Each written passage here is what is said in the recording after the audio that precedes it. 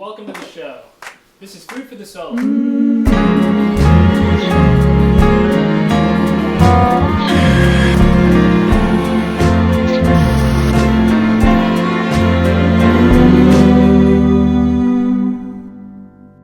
I'm Jacques Gadway, violinist, performer, and teacher, and today I'm joined by Lucas Goodman.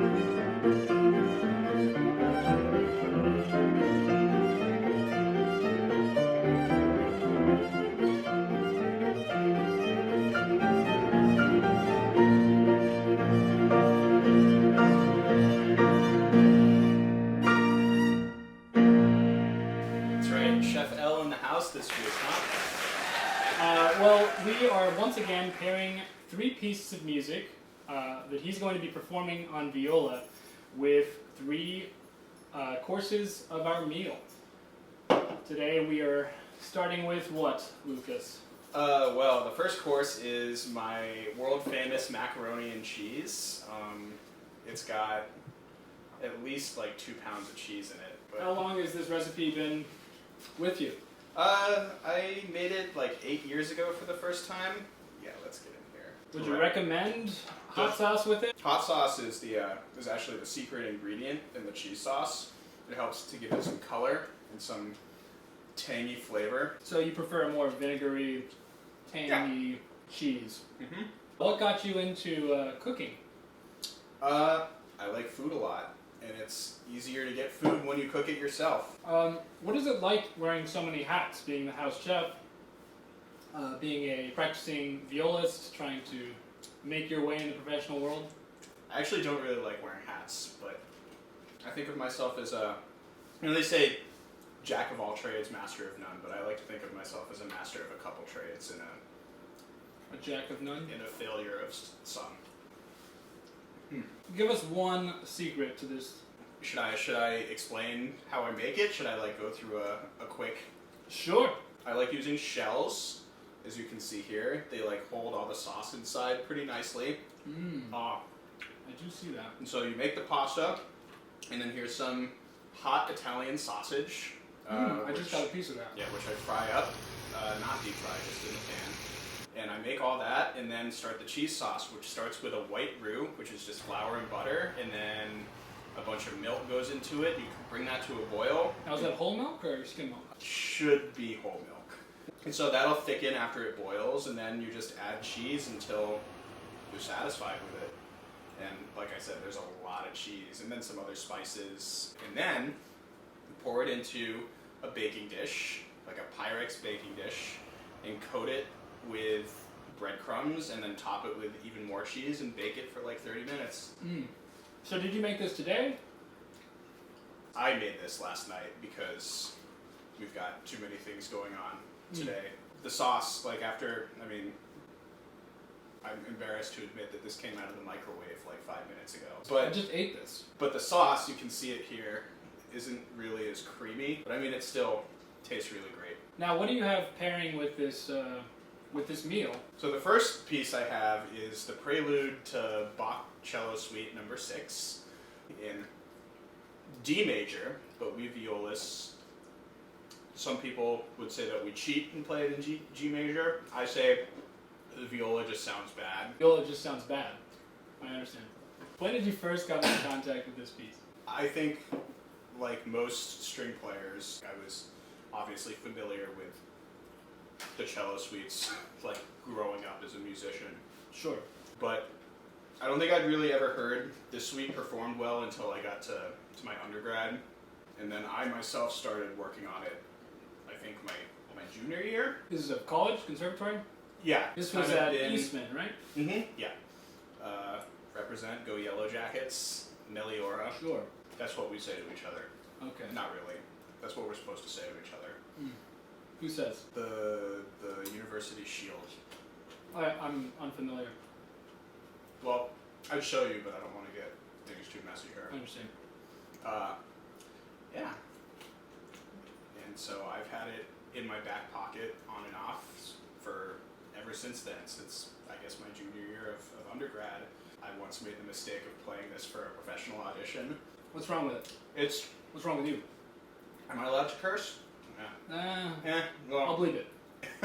it's hard as What's particularly challenging about it? Is it because you're transposing out of the home key? No, it's just there's a lot of notes, and also it's really hard to play it in tune. Okay, I'm pretty much out of macaroni and cheese here. What makes it so hard to play in tune? Does it go above third position? I know that's hard for... Yes, in fact, it does go above third position. I see. Which is why we definitely don't play it in the original key, because that's like a whole 5 positions higher. You have generally some trouble playing this, and you decided to bring it here. No, I mean, like I said, I've been playing this for a long time. So now you have it down.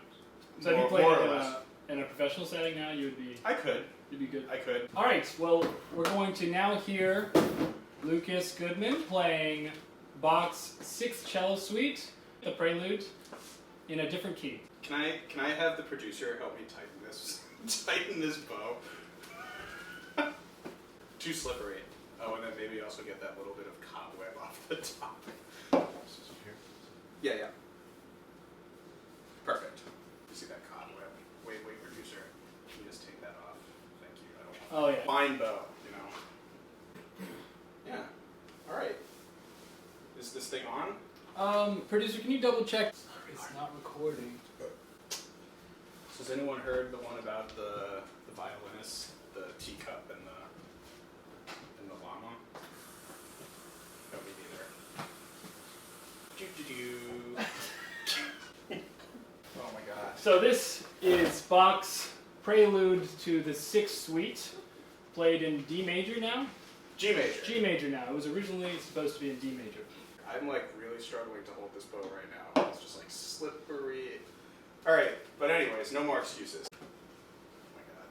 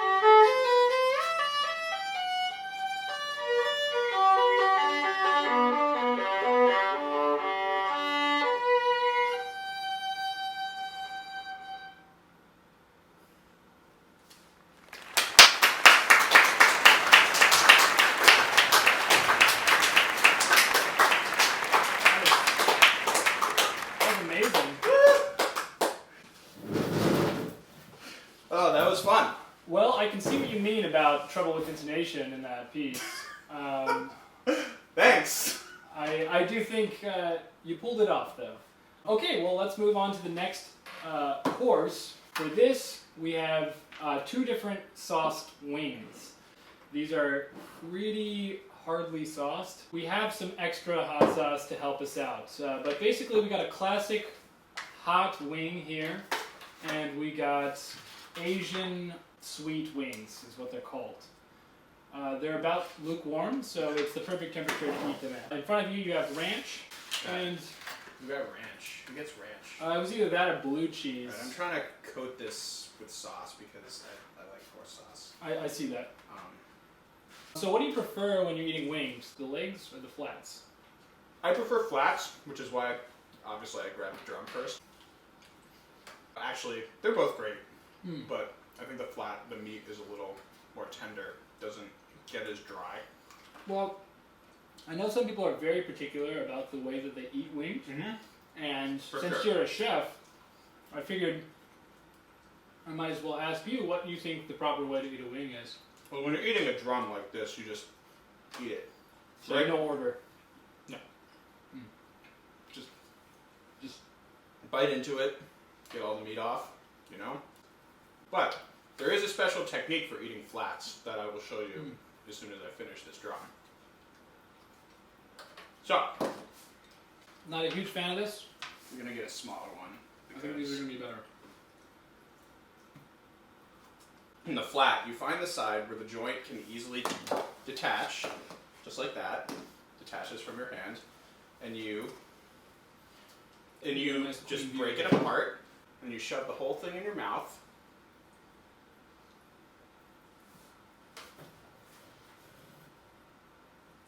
He's doing it. Wow. And pull it clean out. I'm going to give that a shot. So tell me exactly, run me through it. Which part do I go to? The end that's pointing up right now is the end that you want to just like break the joint apart. I got. Okay, and then turn it around the other side into your mouth. Oh yeah, big old dipper ranch. And shove the whole thing in. Grip the meat with your teeth and pull, and just try to get all the meat off in one go.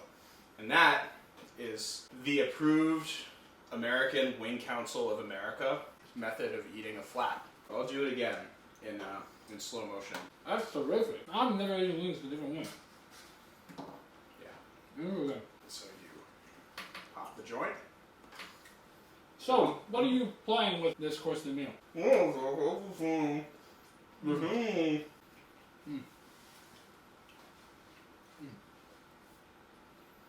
The second movement of the Viola Sonata No. 1 in C major by a British composer called York Bowen. York Bowen. York Bowen. Why does that sound so familiar? Probably because you've heard other violists play music by this composer before. He was a really important figure at the turn of the 20th century in helping to promote the viola as like a legitimate solo instrument. York Bowen himself was a violist and a horn player, but most accomplished as a pianist, and he accompanied Tertis in the premiere of both of his viola sonatas. And he also wrote a concerto. He wrote a for concerto? viola and piano. Yes, there is a. But that's not one of the big 3. That's not one of the only 3. Is it because it's not very good? I'm not entirely sure. I think it's good. Maybe my standards are low because I don't get to play the Sibelius violin concerto or the Brahms. But I think I think all of York Bowen's viola music I actually really enjoy. It's very romantic sounding. It's very cheesy music. Well, I'm gonna have one more wing here before we move on. I was just gonna ask.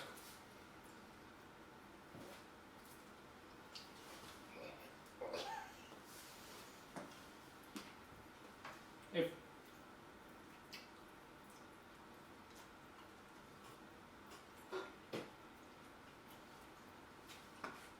what's your favorite part about this sonata?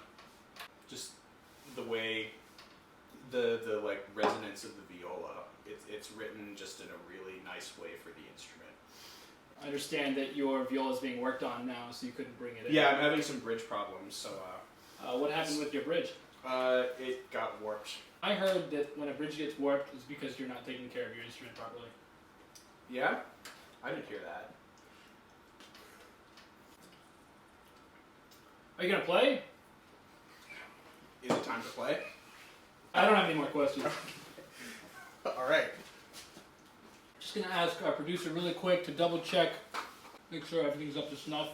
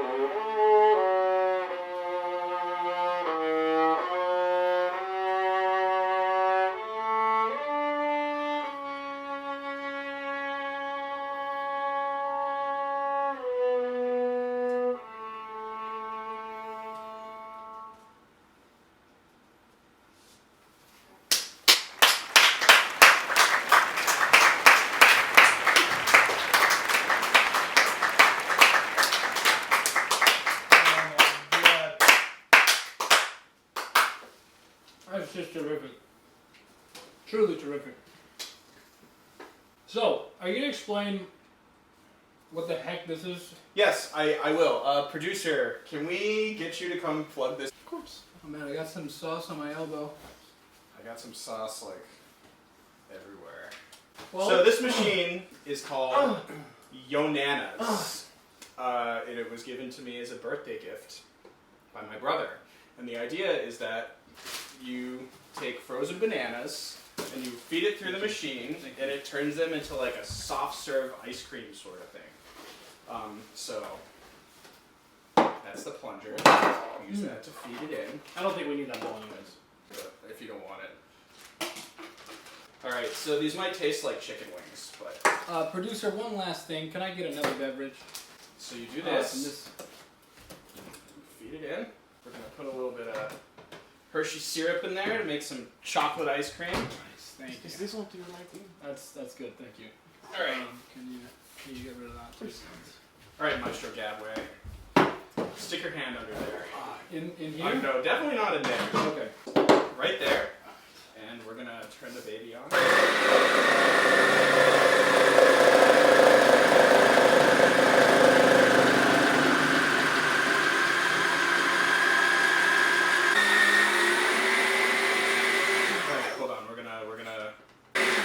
Some more banana in here. It says in the instructions, which I actually read, I don't know why. My hands are freezing. That if none comes out, just keep putting bananas in. That always works, right? Yeah. Doesn't it kind of just taste like ice cream?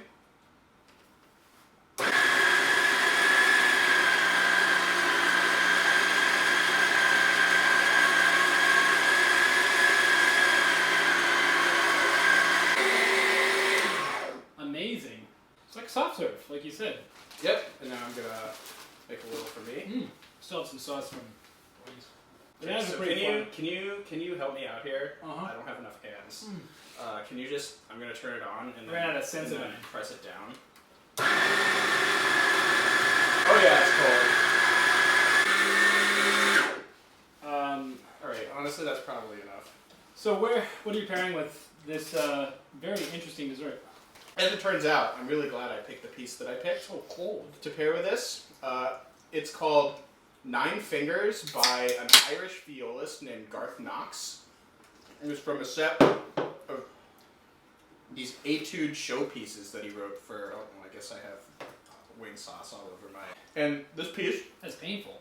...is entirely pizzicato, which is why it's called Nine Fingers. You use all 5 fingers on your right hand and 4 on your left hand.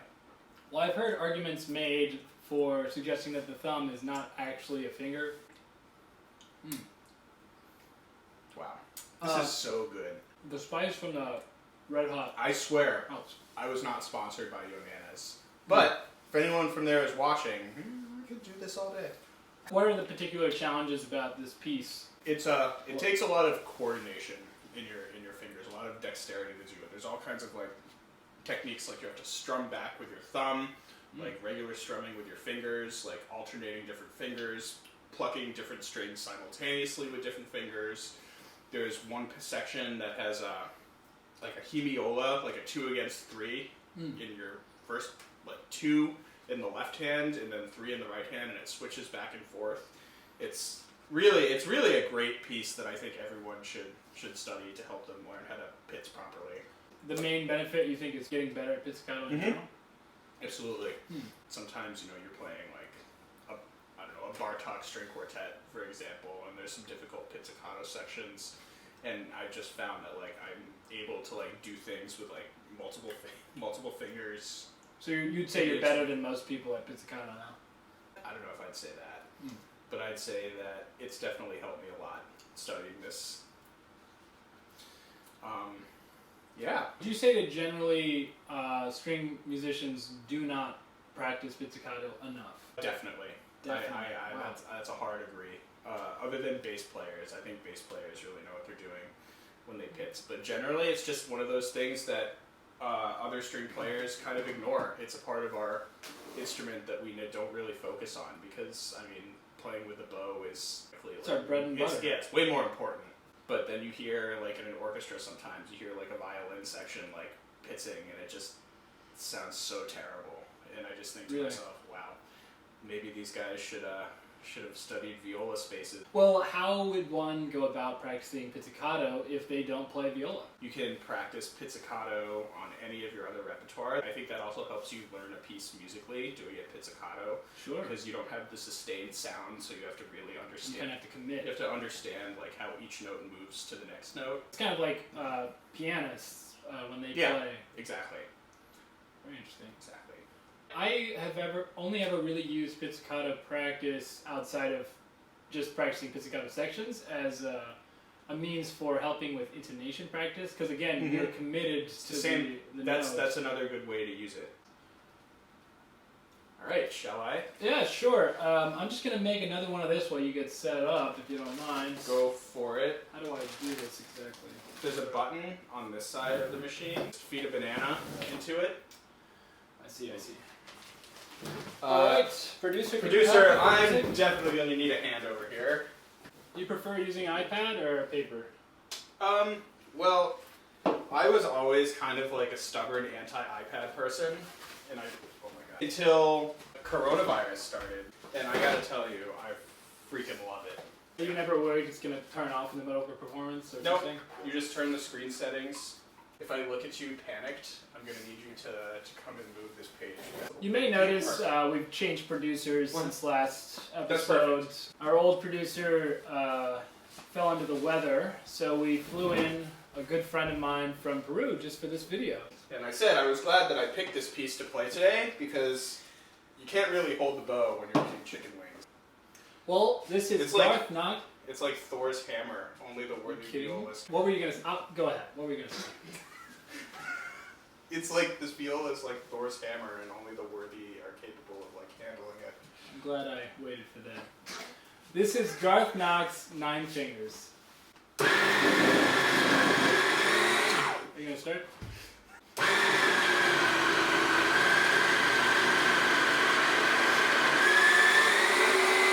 All right. This is Garth Knox 9 Fingers.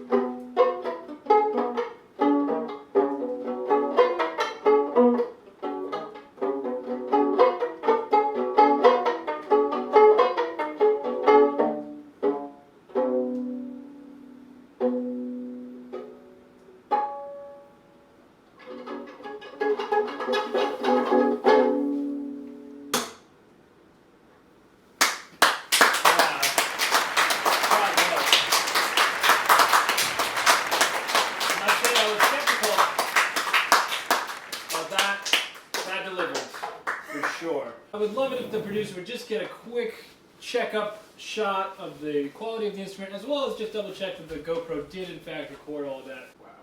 Should have tuned it first. Good song. Thank you, thank you. All right, well, that happened, and I guess thank you for coming on the show. It's been fantastic. Oh, your hands are so cold. Oh my god. Yeah, I had some more of that while you were playing.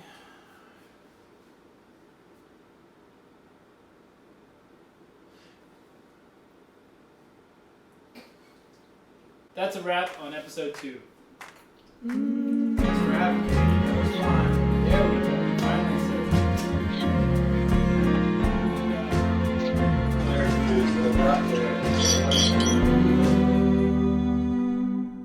What's this exactly? Gefilte fish. Gefilte fish. And it smells great.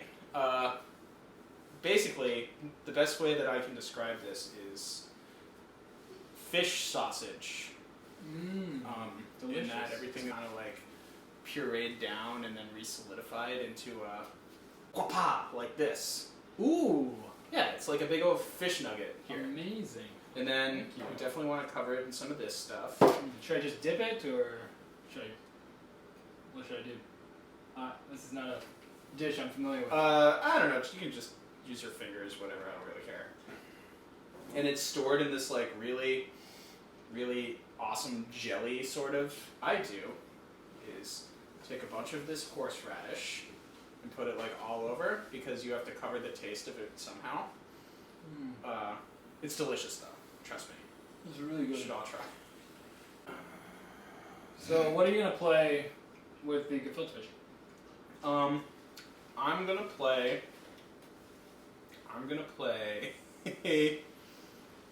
What would be good to play with gefilte fish? I'm gonna play